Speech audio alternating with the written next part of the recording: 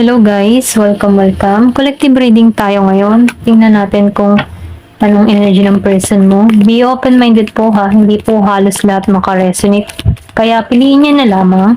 And thank you nga po pala sa mga nag-subscribe, lalo na sa mga bumabalik. Marami pong salamat. So meron ka ditong Ace of Snow. Nakikita ko dito, no? Meron kang ditong tao na nagiging ng malinaw para sa kanyang lahat. Nagkakaroon to ng kaliwanagan, okay? Pwede rin sabihin, yung pagkakalayo niya dito, ito yung panahon na nakakapagnilay-nilay itong tao na to, nagkaroon siya ng realization.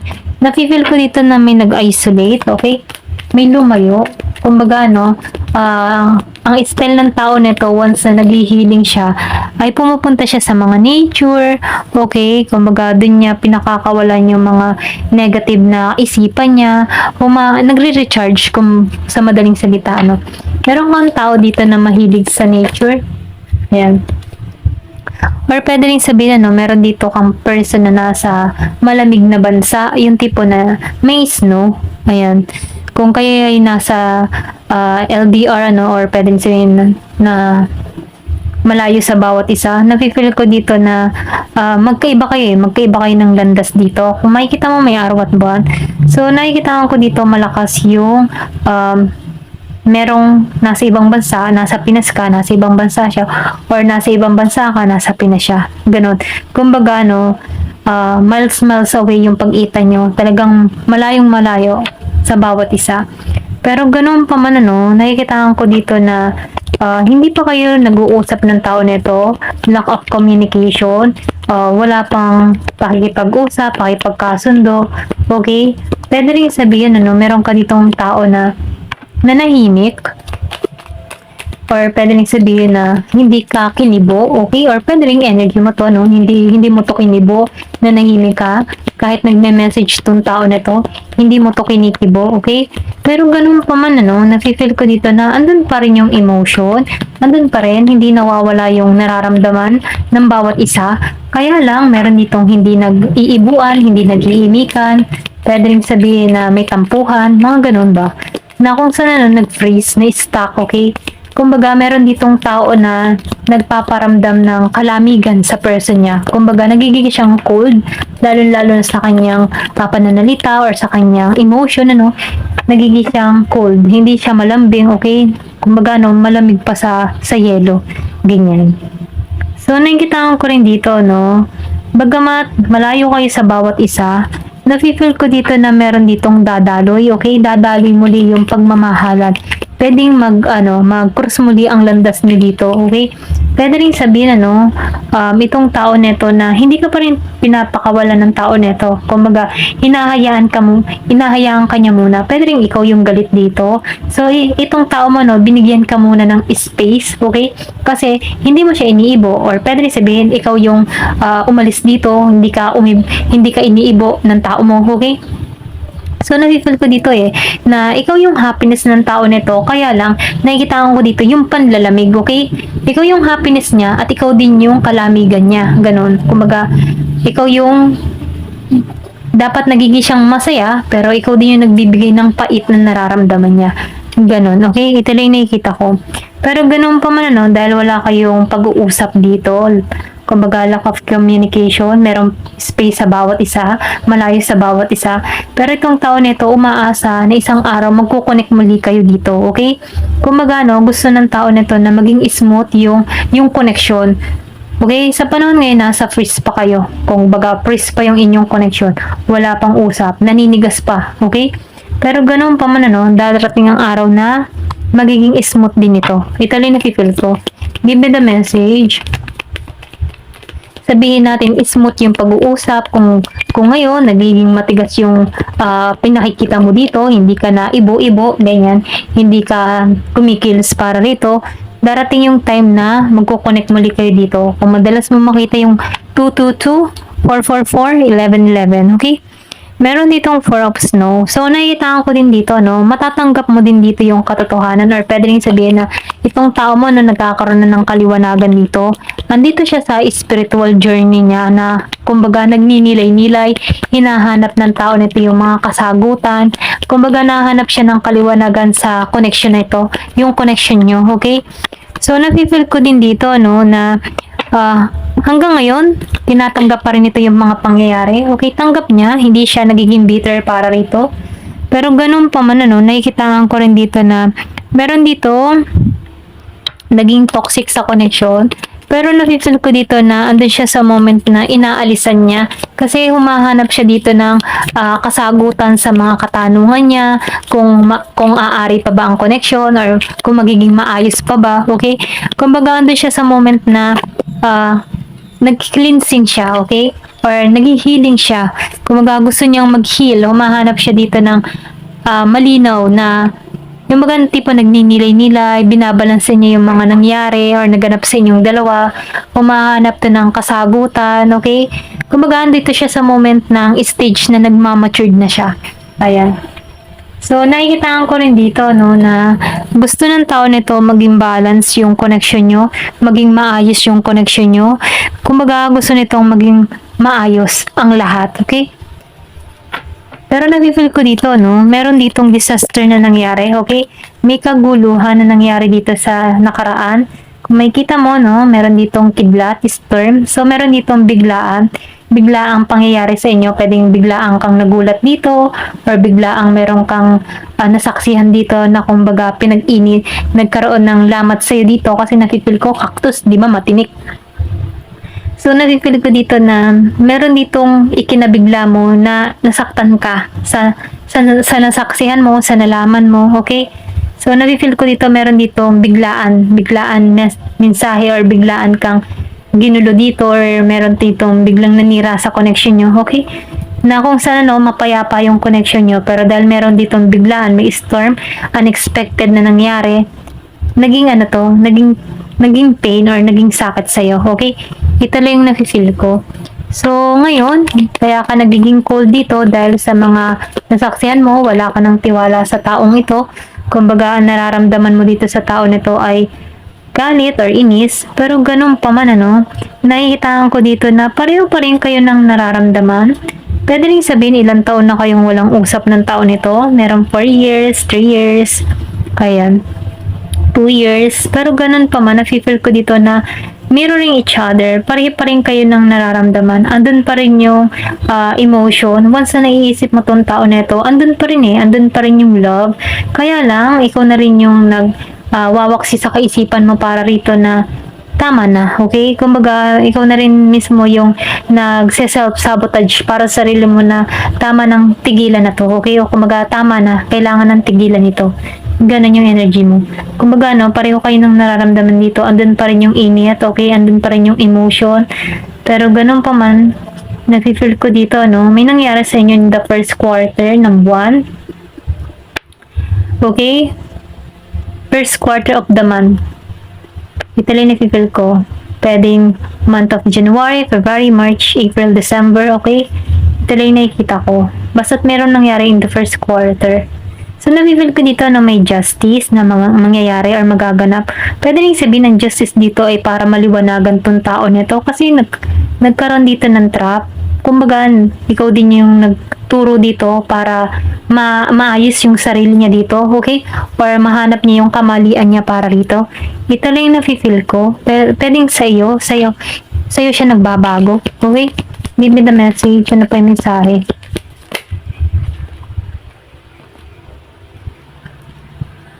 So, meron ditong judgment. So, nakikita ko din dito, no? Hindi mo to hinusgahan before or pwede rin sabihin na nagugustuhan ka ng tao nito kasi hindi ka judgmental, okay? Ito rin nakikita ko. Kasi nakikita ko dito na mas humahanap ka ng malalim malalim na meaning or kumbaga, kung halimbawa sa isang tao, no, hindi ka basta nanguhusga, okay? Lalo-lalo na sa physical na anyo.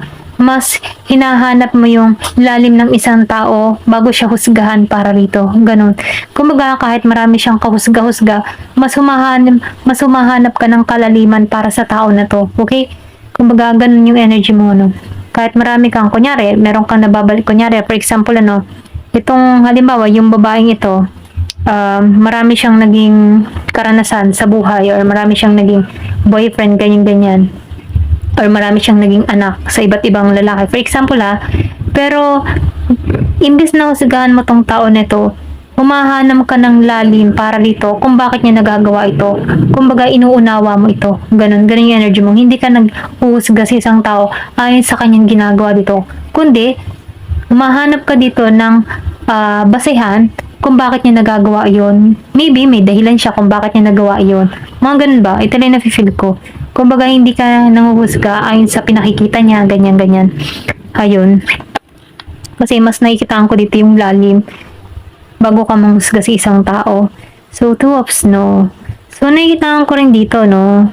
Tumataka ka ngayon sa daan ng katotohanan, okay? Yung tipo na gusto mo, ayaw mapapabuti ka ng daan, okay? Yung ayaw mong mawala sa landas. Kaya nakikitaan ko din dito, no? Meron ditong madasalin, okay? Kumbaga, nafe-feel ko dito na, or pwede rin sabihin na ikaw yung tipo ng tao na relihiyoso. Kaya itong tao mo, may pagkaimpat ka, nararamdaman mo itong tao neto kung bakit nagawa niya yung mga bagay na yun. Hindi ka nang uhusga. Bagamat nasasaktan ka or naranasan mo yung pain na naramdaman mo dito sa tao na to. Pero ganun pa man tinanggap mo nilang yung katotohanan at pinalaya mo yung sarili sa sitwasyon. Okay?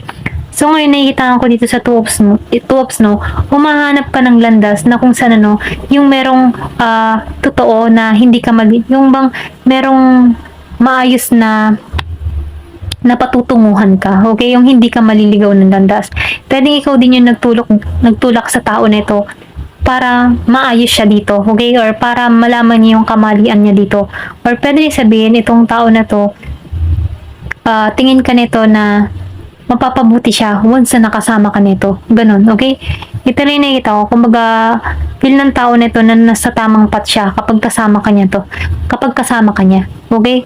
Kaya lang dahil meron dito mga pangyayari na hindi inaasahan kasi meron ditong biglaan, meron kang mga natuklasan, pwede rin meron itong mga nilihim kasi nungalingan at natuklasan mo ito dito. Nafe-feel ko dito na hinayaan mo na lang to tinanggap mo na lamang to. Kasi nakikita ko dito, minahal mo rin tong tao neto. Kaya lang, imbes na magalit ka para rito, dahil wala din namang mangyayari yung galit mo dito, nakikita ko dito, tinanggap mo na lamang to at pinalaya mo yung sarili mo sa sitwasyon. Pero itong tao neto, hindi mo to hinusgahan kasi base sa kanyang mga kasalanan dito, may dahilan niya. May dahilan siya kung bakit niya nagawa iyon para sa'yo. Okay? So, nafe-feel ko dito, hinayaan mo na lang tong tao neto. Kumbaga, yung judgment dito, hinayaan mo na lamang ang humusga ay yung kapalaran niya para dito. So, ikaw, nakikitaan ko dito na kaya mong i-balance yung sarili mo kasi nafe-feel ko dito na andun ka sa tamang path. Kaya itong tao nito, alam ng tao nito na ikaw yung liwanag dito. Okay? Ikaw yung tanglaw dito. Ito rin nafe-feel ko kasi meron ka ditong tao na nasa dark. Okay? Nasa madilim na nararanasan. Or pwede rin meron siyang madilim na karanasan, experience. Pero dahil hindi mo to hinusgahan, ayon sa kanyang experience dito, tinanggap mo to, binigyan mo to ng light, nagugustuhan ka ng tao nito, okay? So, nafe-feel nito yung spiritual para sa'yo. Kaya lang, dahil meron pangyayari, may gumulo dito, hinayaan mo na lamang to. Ayun, ganun yung nafe-feel kong energy. Give me the message.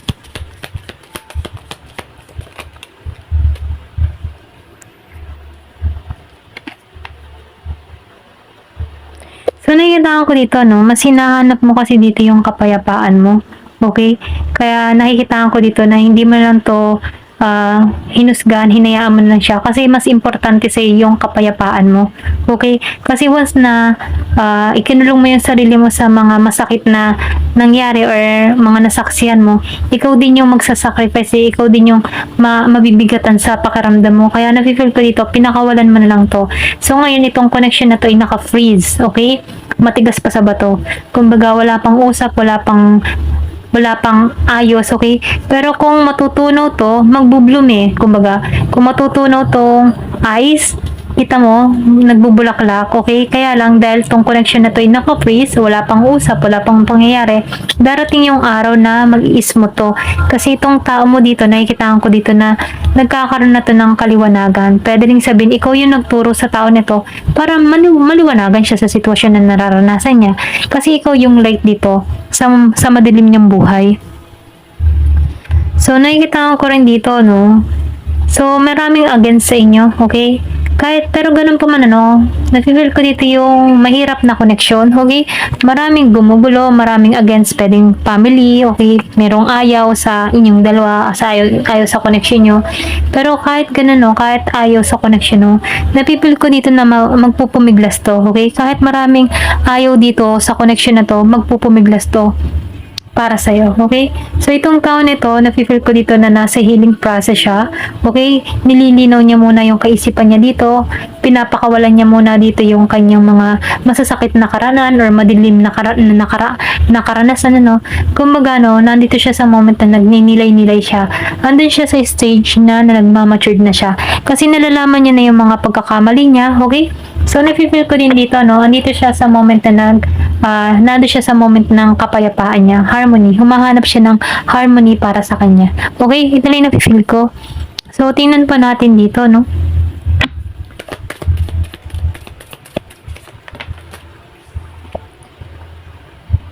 So, nakikita ko rin dito, ini-embrace na nito yung buhay na meron siya. Meron dito nangyari in full moon ng Gemini. Okay? Detoxify. So, naglilinis siya. Yung sinabi ko kanina, andito siya sa moment na nag-healing, okay? So, nagde-detox siya, okay? Tinatanggal niya yung mga bad habit, negative. Nandito siya sa dark na lugar Kumbaga, sa dark na buhay niya, sa karanasan niya, sa experience niya. Kumbaga, tinatanggalan niya na to ng paunti-unti. Hindi man biglaan, pero paunti-unti. Sinusubukan nito ng tao nito na baguhin yung sarili niya, okay? So, nagmamature na to. Ito lang na-feel ko, Meron ditong Taurus.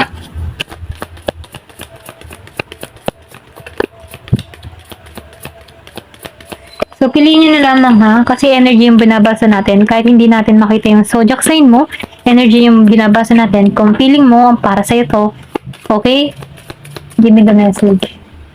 So, meron ka dito na reveal what you need to see. So, nakikita ko dito nare-reveal sa'yo kung ano yung mga dapat mong makita. So, meron ditong amethyst, okay? Ito rin nakikita ko. Pwede rin sabihin, kung nagsusot ka ng amethyst, isa rin tong yung ba tipo na ginagamit ng yung mga psychic, okay? Ito rin na-feel ko, na kung saan, pinakikita nito yung kaliwanagan, okay? Healing. And then, nakikita ko rin dito na once na nakakonect ka dito, ipinakikita sa'yo through panaginip, mga ganyan, okay? Meron kang, kumbaga, once na nagsusot ka ng amethyst at natulog ka, yung panaginip mo hindi mo makalimutan, okay? Kumbaga, tanda mo pa rin yung napanaginipan mo. Ayan. Give me the message, ano pa yung mensahe. Meron ditong Virgo.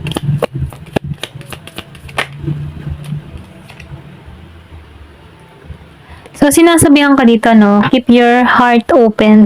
Kumbaga, buksan mo yung puso mo palagi. Huwag mo sasaran yung puso mo. Kumbaga, may nangyayari lang dito na konting pagbabago, okay? Pero, nafe-feel ko dito na itong mga pangyayari na pagkakamali ng tao mo, andito na siya sa stage na nagkakaroon na to ng realization, kiniklear niya na yung mga dapat baguhin, inaalisan niya na dito yung mga bad habit. Kumbaga, para mapatungo sa'yo or para magtagumpay itong connection nyo, nakikita ko dito na kailangan niyang magbago para sa'yo, okay? Ito na yung nakita ko, meron ditong balance na parating, meron Libra. Ayan, ito lang na feel ko. So, piliin nyo na lamang kung energy nyo to. Thank you for watching. Love and peace.